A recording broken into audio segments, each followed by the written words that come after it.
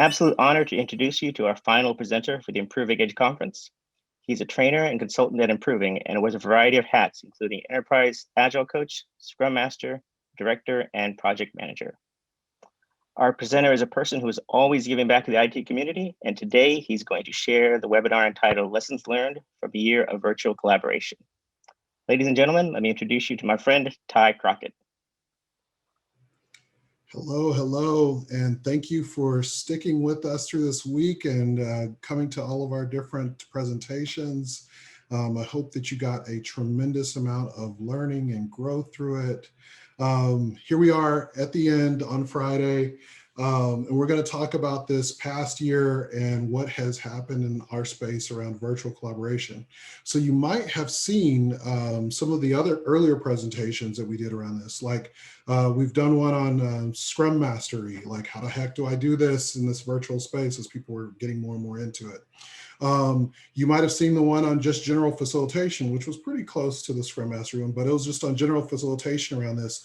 But these were all kind of when we got started. So over the past year, what's happened? Now, the awesome thing would be to talk to somebody who has worked almost exclusively in a virtual space. I kind of vacillate back and forth between it, but everyone that I've end up having time with, especially groups that have been doing it for a really long time, they noticed that this year it's been different. And so even in that, like we've noticed some differences in how we engage each other in these virtual spaces. And let's talk about what that looks like. So let me click, there we go. First, I'm Ty Crockett.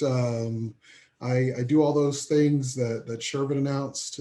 I'm also a bit of a nerd gamer. I love different foods and stuff like that. So this is me. This is my contact information. Connect to me on LinkedIn. I love talking about these topics, this stuff. It is my passion. And I get to work for this amazing place called Improving that lets me do all these beautiful experiments, and I get to help people, and I feel like I'm doing good in the community and around the world. So Improving enables me to do that, enables me to have even this conversation with you guys today. So just as I started the other talks, this thing remains pretty solid. No matter what the situation we're talking about, we're talking about something complex, this space of how do we maintain our connections and community and productivity, effectiveness in a different way of working. And so no matter what, like let's keep our values up front. Remember what we're here to do, remember why we're doing our thing, and remember what our outcomes that we're looking for. And so no matter what we are going to go approach, the more complex the situation, I would say, the more we are going to lean on our values first. And so I put these up front, like these are things that these are our values from Improving, things that like really help me to go forward, and things that really resonate for me when I'm going to go look at how I'm going to approach my day. If you come from an Agile background or one that I got started with, you heard of this principle before. The most efficient and effective method of conveying information to and within a development team is face-to-face. And so if you've heard that one, that is one of the things that resonates, at least in the Agile space, if you do any type of work in that space. And so I learned that early on, and I've always had this belief, this fallen onto this principle. And so, man, coming to work in a virtual space, I'm like, well, this thing kind of was a struggle for me, at least when I got started. And so I took something that I learned from one of the guys who wrote the Agile Manifesto.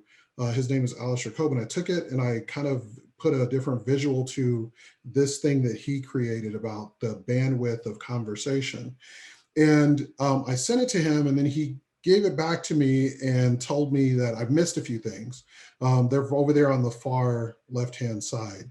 And so this even expands on that principle of just face-to-face conversation. Some architects told me, man, really, if you want it to get even more rich, then get face-to-face in front of a whiteboard of some sort, and you start adding in all these different learning styles and ways to approach people. When there's a misunderstanding, you can put some visuals to it. It's more than just the words.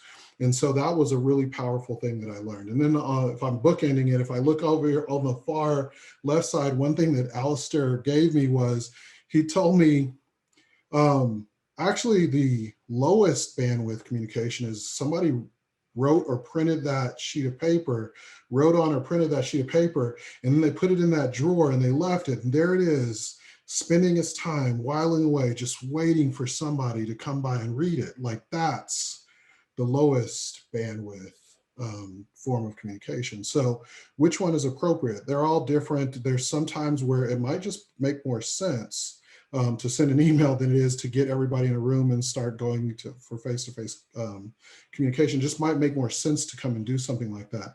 If you ask my kids, the best form of communication is that right there in the middle, send a text back and forth. So that might be what they would say. We formed this around a few areas to consider. One, the technology, which everybody has opinions about this. I do too, on which one might be the best, which things we might be able to leverage and use to get us into the right space. The types of events that you might engage in, and the logistics around making things happen, your meetings and what you do beforehand, what you do afterwards. How do you get to make sure that people have the right information after the fact? What do you do for preparation? All this kind of stuff. And then finally, the thing that really makes this tough, really makes this complex, is that people are very unique, individual, different. And so how do you address something that actually helps people? So we're going to hit these 4 areas as we go into consideration. So I'm first going to show and talk about the technology piece. And if you guys have questions, please keep popping them into the space that's been provided. We'll hit those at the end. I'm going to make sure that we finish with enough time to leave some space for questions here. All right, so this is my setup, and what I've noticed is I've tried to do something that like helps me out, and I don't want to have too many things going on, so I'm multitasking, but I do want to have data be able to be compared between multiple screens. I don't really always run my iPad; it just kind of sits there. If I need it for something, maybe I'll do music or something through that. So one is, do you assume video? Like, there's just something I would say over the past year, I've kind of seen it be more of an assumption, and then it kind of fell off as people are like, I am so sick of doing this. And we'll talk about what that looks like in a second. But that's a question that you're going to have to ask in the bigger picture environment for what do we do regularly, or in this one specific event where we're having a meeting together. Like, is that part of the assumption? And I do suggest having that kind of thing worked out so there's not a misunderstanding. For me, at least, multiple monitors made things easier because I wanted to have at least one place where I could look at for communication and another place where I can go and work and do collaboration. So I almost exclusively use my monitor that sits on the far right-hand side as video and audio.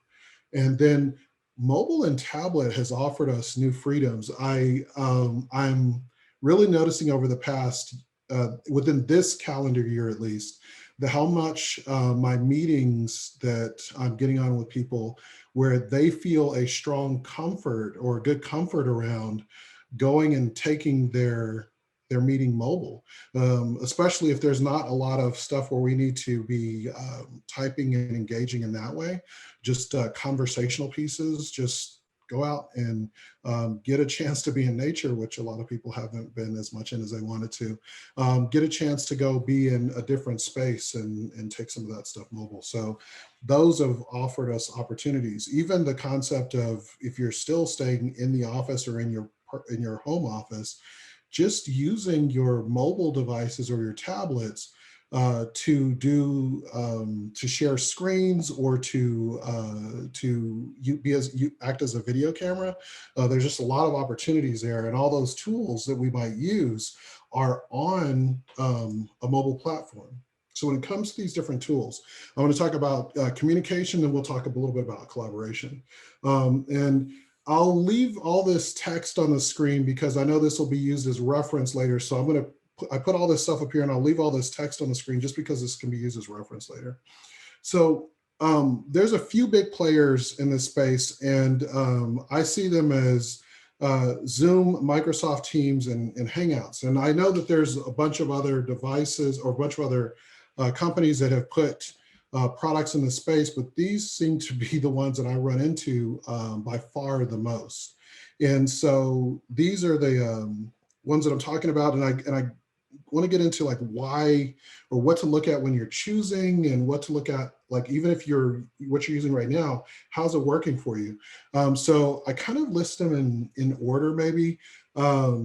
Clear audio is first because I can actually still have the meeting without the video, but audio is a must be. Depending on what you have for machines, if they're business class machines, they don't have a lot of resources to give. So low resource usage is really important, but you may not be able to see or know that. And so if you have a technical person with you, make sure they can show you how to see how much resources are being used. Sometimes just shutting down a billion browser windows might get you some of that stuff back so that you can get better quality communication with the people who you're collaborating with. The ability to share your screen is become more and more important. And so that's something that is really huge.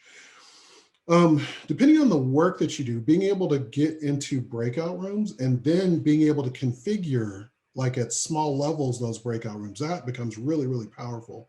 And when I say configure them, like set timers, let people choose to move back and forth with them. It lets you create the space of, man, we have a meeting, and when we can move back and forth from room to room inside that meeting, it's a really powerful tool if you're working in larger groups.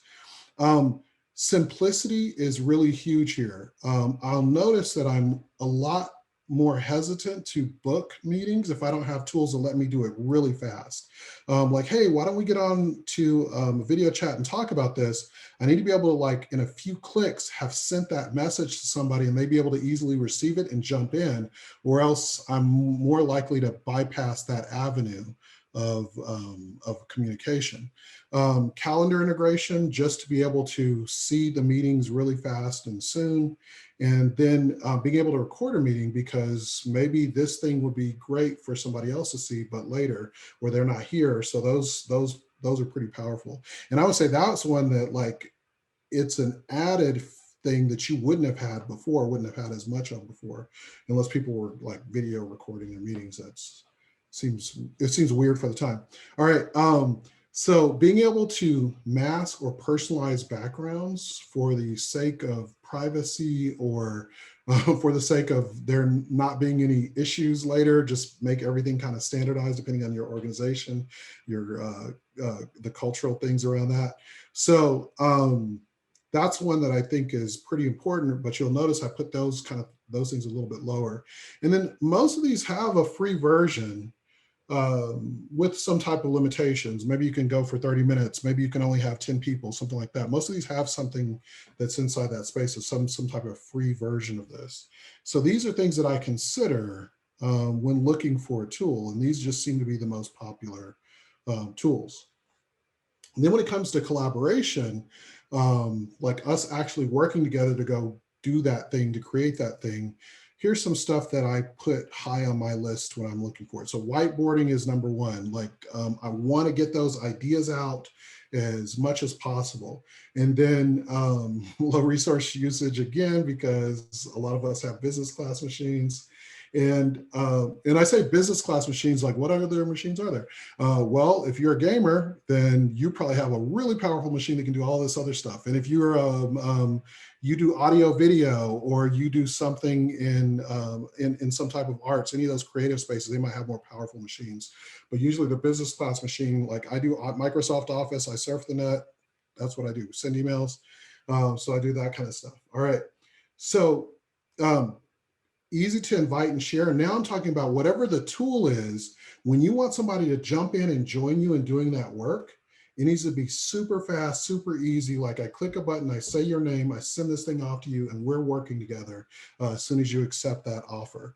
And so you want something like that. And you can get, that's why you can get a lot of these things in a free version just to test it out and see if it makes sense. I strongly prefer not just the ability to have text be there, but to add in shapes, images, and stickies, or maybe you call it Post-its or whatever, but something to just be representative of those blocks that you can move around, shuffle things, be in that space. The ability to export your work. So once you're done, it'd be amazing to be able to just share that out as soon as possible. Whenever I first got like the ability to do handwriting and stuff like that in my tablets, it beat out paper for me, because when I was finished writing notes, I could share that set of notes to my entire team immediately. And if I would have been doing it with paper, I guess I could have taken a picture of it and sent it, but it just wasn't the right feel. So being able to quickly export and deliver the content to someone else is really nice. And then finally, having templates for different type of work, having it already done for you or having it framed and shaped is really awesome in collaboration tools. Now, when it comes to who the big ones in the space are here, I would say that Mural and Miro are recognized as the more dominant ones, but let me just say Google Jamboard is free and super simple, and so that's really nice. Mural is my preferred tool and where I've spent most of my time at. Miro is so similar to it that I couldn't say, hey, don't do that. They're just really, really similar products. And then finally, one that some people might like be upset with me for putting up here, but Microsoft PowerPoint, and it's been there for years. As soon as it came to become an online tool, it became a collaborative, creative tool. And a lot of times I want those other tools to act like it anyway. Can I drag a text box over and somebody else put some information in and drag it back to another space? Yeah, it does that. And the fact that we can have multiple people interfacing in the same visual space, it's got that, and it's been doing that for a while. So even those tools that we weren't expecting to be on something like this, it's a powerful collaboration tool. So these are some of the things that I look at in that collaboration space. Now, when it comes to this, like, it's not all like, hey, this is beautiful, everything works for you. So there's a few things that we're getting more into the like, so what have we learned? And you don't always have to use all of the technology. Man, that's happened so much. So this is one of the things that somebody who's been working in the space for almost a decade gave me, is like, just pick up the phone. Sometimes we are going to wait to go get on a video chat and try to arrange for all that. Like, let me fix my face. Let me make sure all this stuff's out of the way. You could have just called them and resolved the issue. Pick up the phone. We still have them. Let's use those. Or one that happened to me the other day, I was working in my big collaborative tool. I put all these awesome and amazing things together because I wanted everybody to be able to have a space to type in the things that they wanted. Then we would manually calculate it all up at the end. And one of my peers, Ken, told me, hey, would it make sense for us to just give them an Excel spreadsheet and then we just put all the data, pull all the data together? And I was like, why didn't you tell me that 2 hours ago when I started working on this really massive amount of stuff that I put together? So sometimes we overuse our tech. We don't need to always use these cool new solutions that are in our hands. And if you have more tools to use, you got more problems. Zoom is one. Whatever the thing that you're collaborating with is one. And if you have to pull stuff from other places, always consider your browser and your internet search. All that stuff is another thing. Like, all these different places create more complexity. So how do you reduce that complexity? You don't have to use all this stuff. And then if you're going to use these different tools, having early access to them, especially for people who might be newer to them or haven't worked with you before, that's going to be really important, as like pre-game everything if you can. And then other stuff that might come up. There might be like these ad hoc needs that might show up. Hey, it looks like I have this piece. I don't have this piece. I do have sound, I don't have video. What am I gonna do about that? There's noisy things going on in the background. We'll talk a lot more about that. There's noisy things going on in the background. How do we deal with those issues? Everybody does not have the best technology. And that should not be our assumption that we're going to have the best technology or the best connections to whatever it is. So depending on what it looks like for you in a large organization, you probably have some type of tech support, but doing that stuff early, getting out earlier to be able to look at it really helps with that. If you're not in a large organization, you're just you and some people maybe in your community group, I hope somebody's techie to be able to do it. But under any circumstance, try it out early so that you can identify these things and you're not caught last minute with them. When it comes to the events that we might end up getting into, I just tell people to start out by like, don't let one person be a bottleneck. If you have, if you're in an organization and you have a bunch of people coming together, that one person who's the only person that can start a meeting, that is such a pain and such a bad reason to have multiple people waiting. So find something around that. Most tools let you say start the meeting as soon as somebody gets in. So don't let that stuff get you in the way. And when it comes to solving the problems, one person doesn't have to show everything. One person doesn't have to be the person who's the keyboard person with the kind of cool tools that we're talking about now. Everybody can participate. Everybody can be involved. We all have equal access now. So let those talented people do what they do. And then the structures that we might need to create around this. So if there's something that's really important that you're going to talk about, well, if there's something that's really complex that you might be ready to talk about, if there's pre-work that can be done that individual is going to have to do anyway, and it's individual in its nature, let them do that. Make them aware of the pre-work beforehand. If there's some stuff that everybody needs to have, talk about that inside the meeting. Like, what stuff do we need to put together post meeting? If you need to create it in such a format that it looks a certain way or feels a certain way, then maybe you do that inside the event while you have access to all the talent, and then send it back out when you're done. And then determine where the place is for later content beforehand. Put that, make that a part of your meeting, make it known where people can go to go get it, because then you just have to answer a bunch of questions afterwards from different directions, when you could handle it inside the original event where you're all together and communication is really rich. Some of these things go without saying, but if I didn't say them, I would be remiss. I can't say how important simple and clear directions are. And I mean, like, use simple language, do not use the big words, use the really small ones, and talk about things as if you had to do it step by step and you were giving it, sometimes I would say giving it to a robot. How would you want each thing to come in place? So just make really, really clear. And don't be afraid of saying it more than once. You can find creative ways maybe to say it the next time. I just try to give it the same kind of thing, give it at a certain interval. Make sure you say whatever the directions are, beginning multiple times, and then somewhere in the middle, and then a reminder there towards the end, just in case. So having those things happen. Going and we have a question in the audience. Oh yeah, hit it. Mark is asking, what are your thoughts on mixed mode meetings, meaning virtual and in person? We are seeing a pendulum swing back to driving everything to be in person, but the reality is that we accumulated a lot of remote resources over the past year. Mm-hmm. I think it's going to be a necessity. I don't want to say that I prefer that. I know what it was like before we started doing all this, and the person who was remote suffered tremendously. And sometimes I would just ask all of the group to one at a time be the remote person, so they could understand how many times we bypassed them, we ignored their questions, we didn't try to make it clear that for them to hear us, we wouldn't speak into the microphone. So I think that whichever side of that has the most people is the one that we're going to pay attention to. But I think when you're doing mixed mode, I don't think there's an answer for this that has been pretty solid.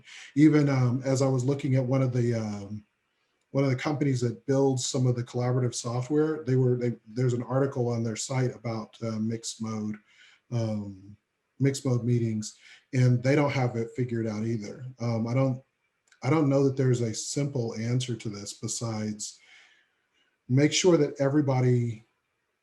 you're trying to grant everybody access. And I don't want to call it equal access, or I want to say you're trying to grant everybody the best access you can possibly give them, because there's not a reason to reduce the clarity for some people so that we're equal. I think it's just constantly striving to make sure that everybody has the same, have as much clarity as you can. So I don't think there's a good answer for it. I don't think we're going to be able to avoid it because we are not going to forever stay remote. So that may not be the best one, but that's the answer that I have for that one. But it's definitely going to be a struggle there. Thank you, Shervin. All right, so one of the things when I'm looking at like what type of event am I getting into, there's things that require a single contributor, and you can see what that work looks like, and that person can be doing it. And you don't need all these rich collaborative tools. You can use something that's pretty straightforward. Microsoft Word is beautiful for that, but even Microsoft Word is now a collaborative tool. It's probably not the brainstormy type of collaboration, but you can see with these other ones where there's multiple people, 20, 30 people at a time or more, all trying to get their ideas out there, move things around. It's just amazing. We've done up to like 50 people, and maybe more than that in some of our events. We have all these people throwing out ideas and even affinity grouping things like, hey, make sure that everything is in the right batch. And we see all these people moving things, and we watch things happen in minutes that would have taken, I don't know, a half an hour or an hour if we were all physically in person trying to fight for physical space. There's something that's awesome about this online ability to do that. So make sure this is one of those, make sure you have the right tools for this, but then consider which type of event you're going into for the group that is either the online or coming back and being the in-person group. If it's collaboration and co-creation, or that very single contributor doing that individual creation kind of thing. All right, so logistics around this. I start with what gaming has taught me.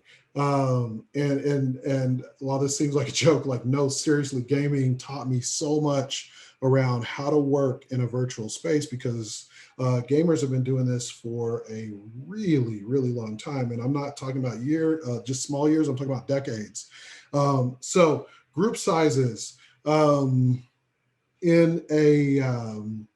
an online game, you don't see massive group size. Sometimes you do, but for the most part, you see these small groups collaborating together to do something complex. And everybody has equal presence online. Like, one person talking is like another person talking, and they're all equal. There's no whispering, there's no side conversations, none of that stuff exists. So everybody has all this equal presence. So when you're talking about that, like 5 is a pretty big stretch on the feel good group size. 4 is about my preferred high number. 5 is my pushing it number. 6, wow.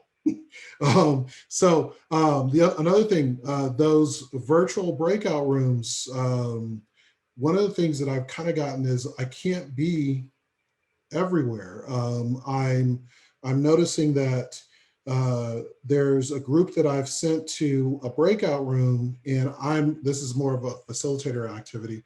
As a facilitator, I want to go and help and make sure that things are going really smooth there, but I can't, because I can only be in one of these places, and I can only listen to one thing. So that's something to be thinking about when you're doing this. But the power of breakout rooms is still there. We talked about sound and space, and then simultaneous conversations. It's that's the echo thing. We can't assume that like our small voice is going to have the same effect as our small voice when we're in a room and sound has to travel and do all that. So everything is the same online. Now, how do we end up dealing with this? So I like to talk about my tools. Whenever I start one of these meetings, I'll be like, hey, Zoom is our communication tool. If you're going to talk, if you're going to listen to things, if you want to send messages, use that tool. So this is one I'm using right now. So Zoom is it. So if you're going to, even if you want to send a message to somebody, use that, send that through Zoom. So we know all communication is going there. And then I will state, this is our collaboration tool. Anything that you want to create and move around and adjust and write and build, go ahead and put that over there. And so people will know where their stuff is. So, and then what do they do? How do the capabilities work? You just need to double click to create a post-it, and you can move that around by using your left mouse button. Go ahead and give this a shot and play around in the space before we get started, like that kind of stuff. Talk about what you did last time so that people can get started. That's just general meeting facilitation. Make sure you have the big picture in mind. And then here's some stuff that's tough. Where do you go when things fall apart? Because the technology will at some point fail. So is your muster point email? Are you going to text each other? Like, what does it look like for when everything fails? Where do you start getting new direction from? Late participants this is the one that's one of the toughest ones. If you start on time, and you should start on time because meetings are great to start on time, but then what happens when that person comes in 10 minutes in and you have to start all over, especially if you're the only person who's giving out direction in? Does that mean that everybody has to wait so that that one person can catch up? And then if another person comes in just 60 seconds behind them, like, this starts to be really painful. So this message is maybe more for the late people, because maybe that's the thing. All right. So breaks in this virtual space. This is something that we said, around last year's, maybe breaks need to be a little bit shorter. 60 minutes is pretty good. An hour and a half starts to feel like a beat down now. But that's held pretty solid. Still, an hour and a half is kind of a beat down. So breaks about every hour or so, and really short still, but every hour or so. 5 minutes is still 5 minutes, and usually is a bit too small, even if you are just having to move around inside your own home. But 5 minutes is usually a bit too small. 5 minutes is also a nebulous unit of time. It isn't real. People don't respect it as a actual finite time box. So I like something more precise, like 7 minutes. That sounds really good. It gives people a little bit more time, and 7's real. All right. We talked about you can't see everything and be everywhere with people. So be very mindful of that. This means check in on them, see how people are doing, and make sure the check-in is in a safe way so that people feel okay to tell you if something is not cool. So they find different ways to check in for that. All right. So speaking of check-ins, the people part is something that I think we have to look at as the most complex and maybe spend most of our time on. You can find the answer for technology and be really good with that, but the answer for people is a constantly moving target, and it is not definite. So frequent check-ins is one of the things that I start looking at. And this is something that I just learned from the way that we engage in product, the way that we manage risk is around that space. So if I don't know the answer, then I need to check and make sure that I'm on the right path more frequently. So frequent check-ins falls in that space. Having this is another way of stating it, having a retrospective soon, and possibly multiple retrospectives around this one subject, will be really, really awesome. We cannot forget that we value focus. So we gotta grant people that time to be able to go and focus on the main thing. I kind of hit this with the way that we create spaces in the Agile world, or in the Agile space. We learned that, man, there's a different way of working, and we can start to leverage the power of groups in the Agile space. And then what we did was we forgot that people are not all about being together all the time talking to each other, seeing all this stimulus, all these stimuli around them. And so I think we did a disservice to people, especially in STEM fields, we did a disservice to most of the people who are working in those spaces. Let's see, nonverbal feedback. This is one where like, hey, for those people who have, fairly good emotional intelligence, like watch those things, see what's happening around people. As your peers, you notice discomfort levels, like go take that on. It's not just for some facilitator or some leader to go take on. Be the leader who notices the nonverbal types of feedback, the discomfort, the stiff back, the frustration, the dropped heads, the just sad state of how people are dealing with how this stuff looks. So be a part of that. This brings us back to that high bandwidth interaction piece. Like we're wanting to do the most we can, get the farthest over to the right. So what does that look like for us?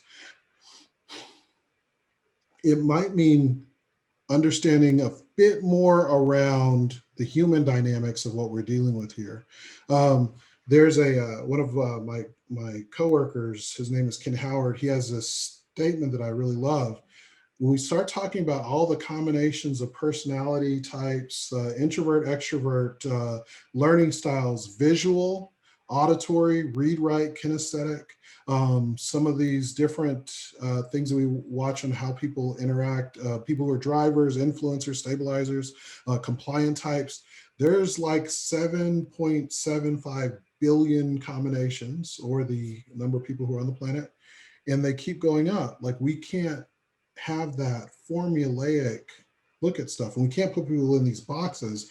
I'm using them as descriptors and like here, but it's not just that people are going to always work the way that we think they're going to, but we still need to be considerate of where people are, even in the moment, or even like what they normally behave like or regularly behave like. So there's times for contemplation and collaboration. And I want to like be aware of my my team members who are in that space. Some people need to take something, and I'm going to go and sit with this for a little bit, and I'll bring you back something powerful. And some people like, hey, I don't know, but let's sit down on this together, and let's get in on it, and let's figure out what's going to go on with it. So think about both of those ways and let people be where they need to in that moment. In this virtual space, we start to look at areas of privacy and confidentiality. When I talked about hey, what's your background look like? Man, I think when I started, I was very much, hey, cameras on, and I want to see you all the time. Like I had all these things that like, I don't think I was as considerate around people's privacy and where they desire to be. I don't know that we were as considerate around what confidentiality looks like also. So there's certain things where like you need to let a specific area be known, but not every area be known. There's the understanding that if I'm having a conversation with you, there's probably an expectation of confidentiality. Do we take and go and take that somewhere else? Is it okay for me to grab a snapshot of what's happening with your face and your home background and all that kind of stuff? Like these are conversations that need to be had with the people who you're engaged with. And so these are some of the more complex spaces around that. So while we're talking about people, we have a couple of people-related questions. Is that okay to ask you them right now? Yeah. Okay. Tiff is asking, do you have any tips for politely requesting a break when the agreed upon break time has been blown past, for example, with meetings or classrooms? Yeah, so it matters on this is one, I think it's the personality around the presenter that I'm looking at. Two that I can think of just right off the top of my head. One is like, make it your thing to bring that up before the event starts. Like, and you can bring it up in a way that says, hey, what if we need a break? Even if it's not the break time, what if we need a break? And so then they can give you the way that at least they want to interact, and you can use that, especially if they've blown past the break. And then two is use your best interpretation of how they might receive this, or be a little, especially if you're on camera, be a little bit more exaggerated in your way of showing it, so that maybe if they're pretty perceptive of what's happening when they see people's faces and everything, then maybe that's another way to do it. But you'll be depending on them to be perceptive. So my favorite thing is to be at the beginning. I should put a third one, which is like, just say it. And strive for the comfort area where you can do that. If you don't know the person, that's a tough one, but I would say just say it, if nothing else. Me personally, I like for people just to be candid. I kind of grant that permission of interrupt right now at the very beginning, so people can feel free to go do that. So that's another thing that you could do up front. So if you're the facilitator, create an environment where people can just say what they need to say. If you're not the facilitator, ask for that type of atmosphere and environment up front. You said there was another one? We have a couple of them now. Vladimir is asking, how do you facilitate social bonding in the virtual environment? For example, facilitate people build, building besides work relationships. This one's super hard to me. I try to take a lot of the work stuff out of it. I go and I like to do things that you would not do in a workspace. And there's been a few tools that help inside this space. One are like, do some really super simple games. Bring up topics, and by that I mean like Hangman, or maybe that's kind of weird today. What about like tic-tac-toe or something like that? Something where like you can use your collaboration tools to do that. But this is one where I really like to see faces. There was a game that we used to use on paper when a new person would start, and everybody would kind of have to go around to find out different things about their peers. I think all of that, when it comes to privacy, you have to be very careful in what questions you're putting out there and stuff like that, and be very much okay with people who don't want to participate in that space. But I think finding out things that make people more human to you allows that type of bonding to go on. And so those are tools that I use. A lot of organizations offer, personality assessments, strengths assessments, stuff like that, like sharing stuff back and forth like that and having some conversations around it. Those are pretty powerful. I also think going to solve problems that are not just my normal everyday work thing, maybe problems around how we work together, are good things to build around. And understand that when it comes to like team dynamics, I still am a big fan of the Tuckman model, is that you will go through those stages where things are kind of, we just got put together, and then we will find some normalizations parts, and then we will get to this valley of pain.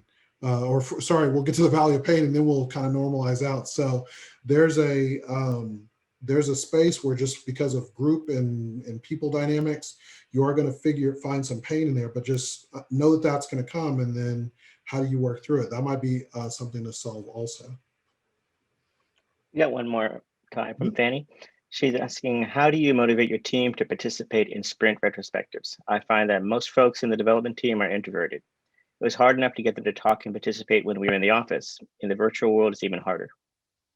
That is a genius question from a genius person. Okay, so I am going to, I'm going to say for this one, like, I have a way that I have tended to do something like this. I believe that trying to get people into the space of like, let's talk about some deep emotional or some deep meaningful thing in our sprint retrospective is going to be really good. Somebody might even cry. And so that thing, going for that right off the top, it assumes a lot of things that probably don't exist. trust, rapport, all this history, all this stuff that may not exist. And so oftentimes when people are not willing to go into those really deep, complex human emotional spaces, they might be willing to solve a small problem.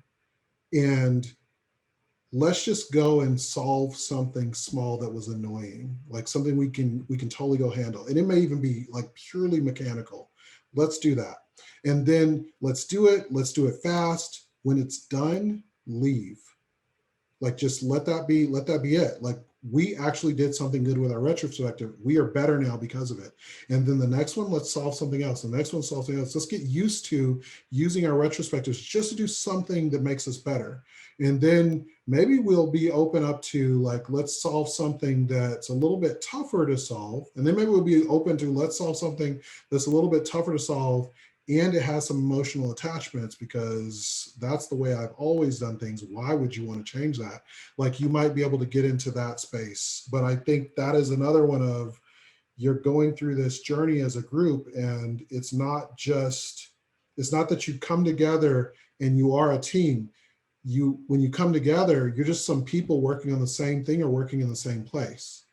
And so how do you make that team happen? And I think those shared experiences get you there. So first start with something that we can all get down on, which is solve a small problem. Maybe it's really mechanical, really shallow.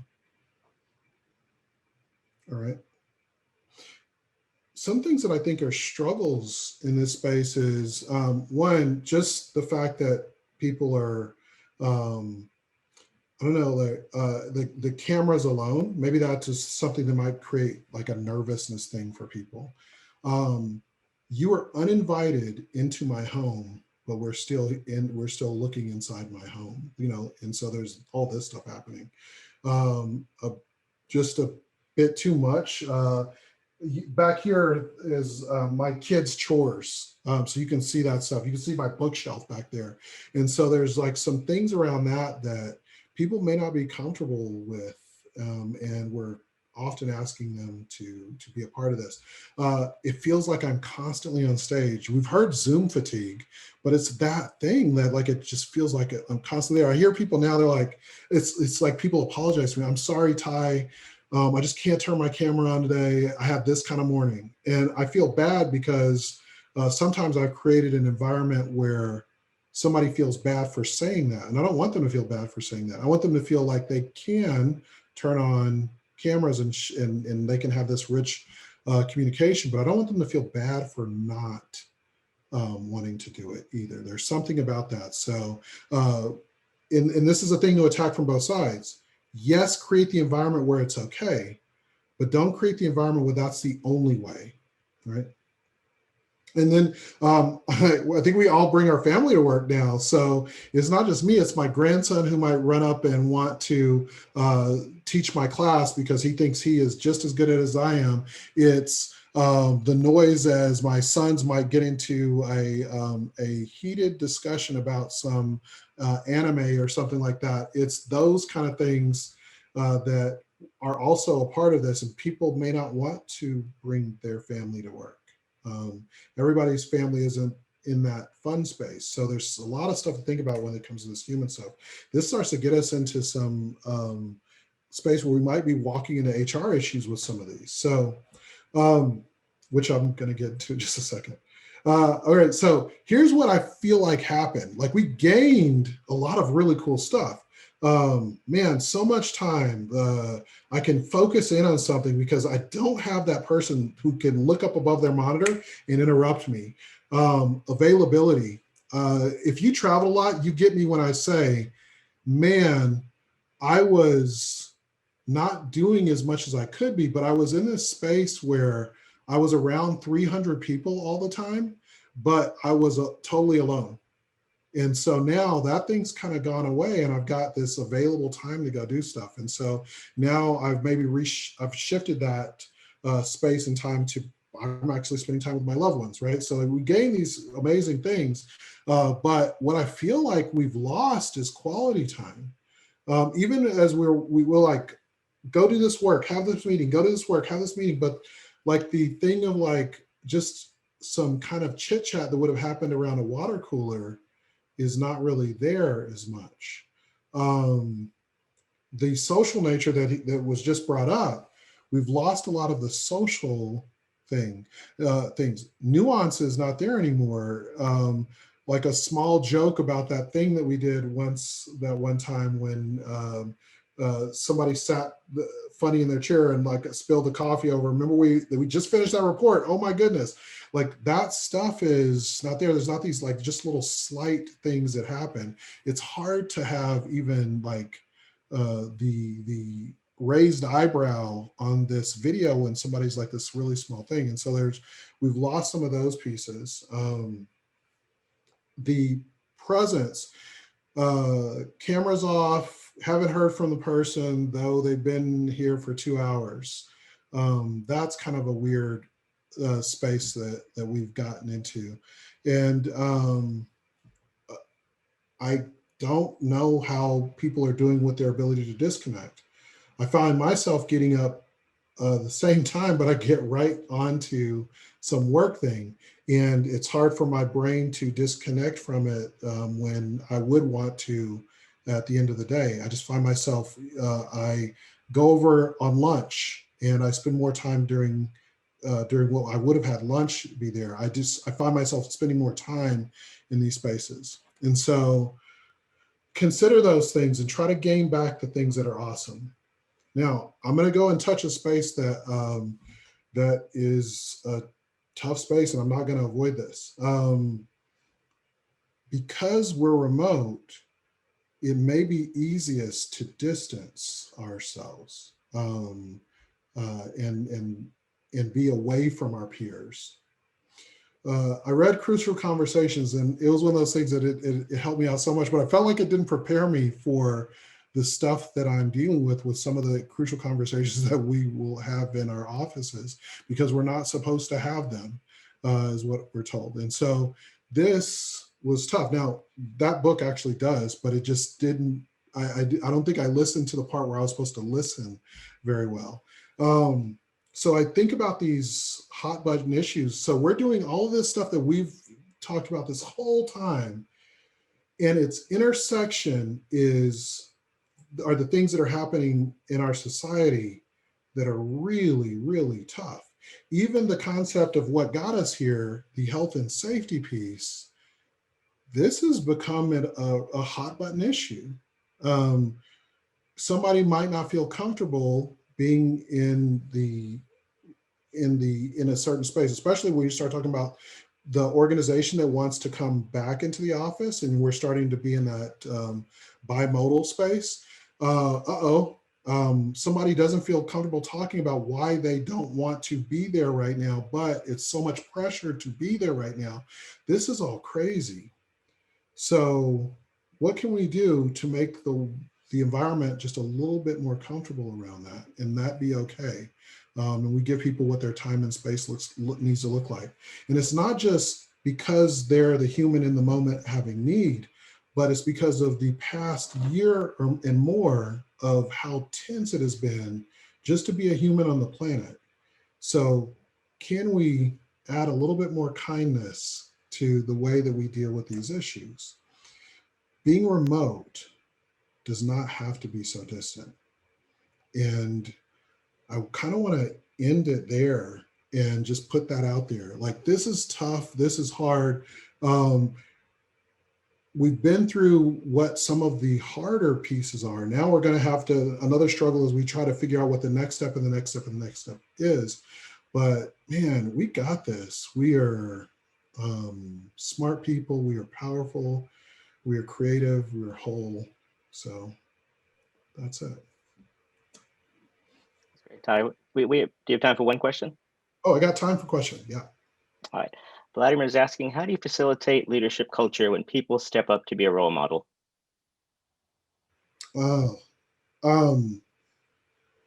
Man, this is one of those things, like I have a pretty strong opinion about that. Like, I'm going to take it the way you said it.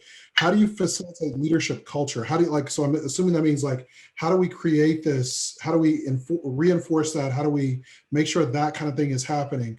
Because I believe that you cannot stop the leadership from happening, and you cannot mandate that it happens. So it's independent of those pieces. But what you can do is create an environment where it can thrive, where it is easy to step for people to step forward and be leaders, where those people who are kind of dipping their toe in can go ahead and dive all the way in that.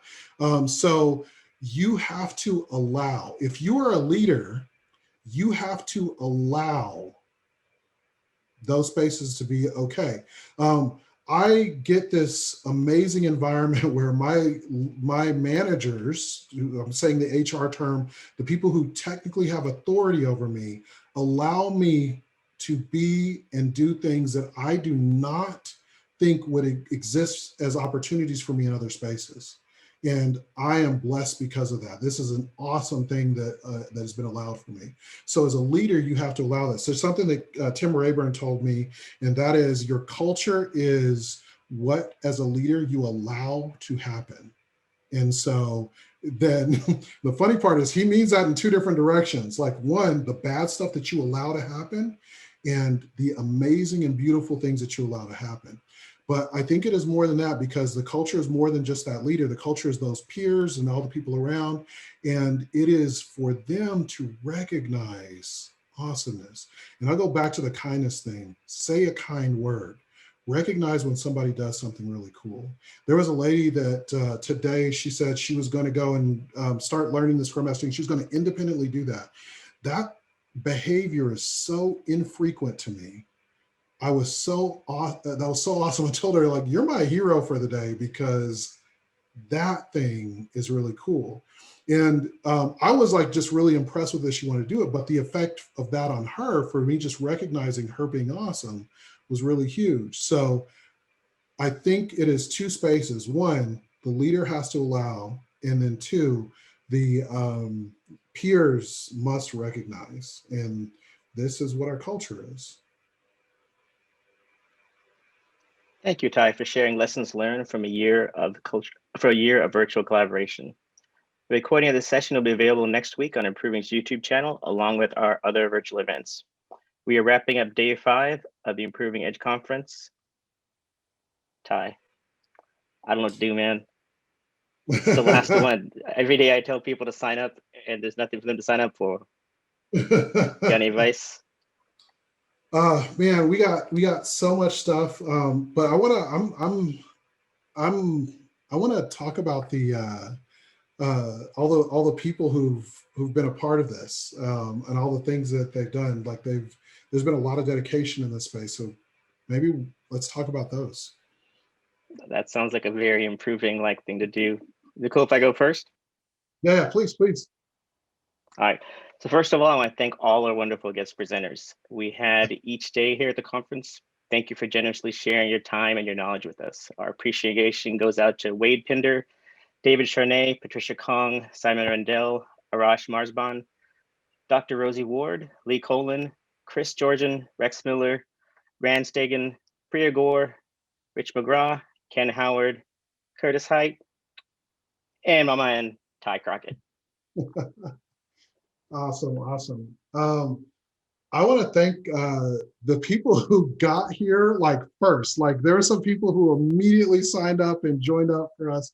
So Leon Poti, I see you, man. I remember you. I'm happy that you're here.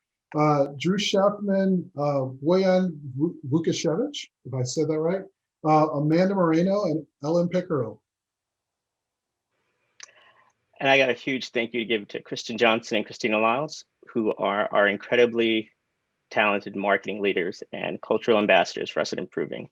Thanks for leading the marketing efforts and the community efforts for this incredible conference you guys built from the ground up. There was nothing, and then we have this. And I remember talking to you guys about the metrics today. It was just unbelievable. So thank you all. Everything you guys touch turns into gold, and we're pleased to be doing this with you. So, I want to thank the producers. I would never be able to get through this if it wasn't for the people who were around making all this stuff possible. I feel like I would fall down on my face if it wasn't for the producers making sure that everything happened around us and helping us to get this to go. So Justin Barnett, Max Day, Shervin, thank you, my friend. Christopher Sauer and Michael Slater, thank you so much. And I have a special thank you to go out to all the improvers across the entire improving enterprise who reached out to their peers to promote the special event. And I'd like to give a special shout out to my man, Max Day, the heavyweight champion of networking. You worked incredibly hard to get an incredibly large amount of people to the improving edge. I don't envy you when your kids graduate. I imagine those parties are going to be 1,000 people deep. You just know too many people. All right. And finally, I got to say, I want to give a special shout out to Curtis Height and Don Deerstone. I don't know how we would get through all the stuff that we do, not just this, but everything that Improving does without you. It's because of you, your investment in our peers and our community that make this happen for us. Thank you so much. Your examples, such great examples of what it means to be strong and kind leaders. Thank you, guys. I feel better now, Ty. Thanks. I appreciate the help. Thank you, Everybody man. have a wonderful Friday. Thank you for joining us.